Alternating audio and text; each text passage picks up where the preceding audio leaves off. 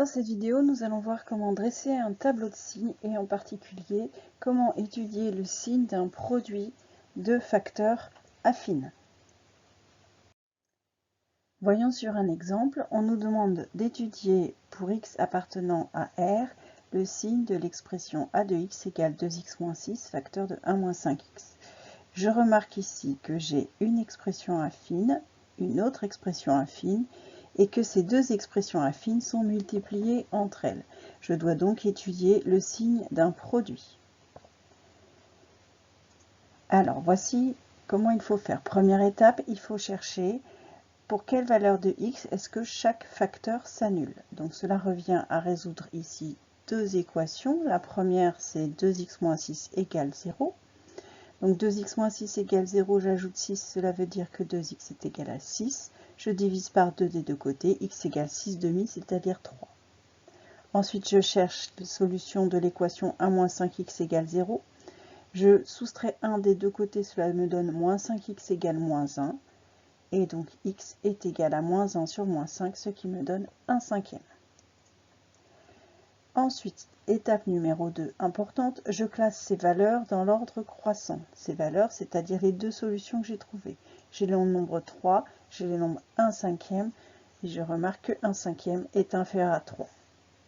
Ensuite, je n'ai plus qu'à dresser le tableau de signes. Alors, un tableau de signes, cela se fait ainsi.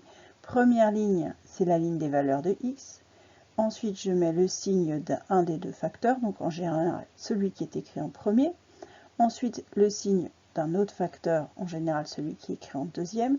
Si j'avais trois facteurs, j'aurais mis trois lignes avec le signe de chacun des facteurs, et ainsi de suite. Et enfin, j'étudie le signe d'un produit. Alors, comme x est réel, cela veut dire que x est entre moins l'infini et plus l'infini. Ensuite, ici, j'ai donner mes deux valeurs dans l'ordre. Donc je vais d'abord écrire la plus petite à gauche, 1 cinquième, et ensuite celle qui est supérieure à droite, 3. Ensuite, je vais lire ligne par ligne. Je vais étudier le signe de 2x moins 6. J'ai dit ici que 2x moins 6 était égal à 0 quand x était égal à 3. Par conséquent, je veux mettre le 0 sur la ligne de 2x moins 6 au niveau de x égale 3. Or, 2x moins 6 c'est affine, on a a qui est égal à 2, donc a est positif. Par conséquent, la fonction est croissante, donc j'ai d'abord les moins, ensuite les plus. Donc à gauche du 0, je ne mets que des moins, à droite du 0, je mets des plus. J'en ai qu'un, donc je n'en mets qu'un. Deuxième ligne, je veux le signe de 1 moins 5x. J'ai vu ici que 1 moins 5x était égal à 0 quand x valait 1 cinquième. Donc je mets le 0 au niveau du 1 cinquième. 1 moins 5x, c'est affine, j'ai a qui vaut moins 5, puisque j'ai a, c'est le nombre qui est multiplié par x, qui est donc négatif. Donc la fonction qui a x associe 1 moins 5x est décroissante. Donc j'ai d'abord les plus, ensuite les moins. Donc à gauche de 0, je mets plus. À droite du 0, je remplis avec des moins. Maintenant, j'applique la règle des signes. Moins fois plus, ça fait moins. Quelque chose fois 0, ça fait 0.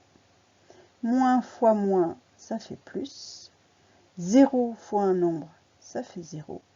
Et plus fois moins, ça fait moins.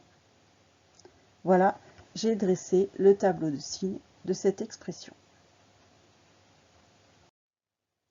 Ensuite, on me demande de déterminer l'ensemble des réels pour lesquels cette expression est négative. Je rappelle le tableau que nous avions obtenu.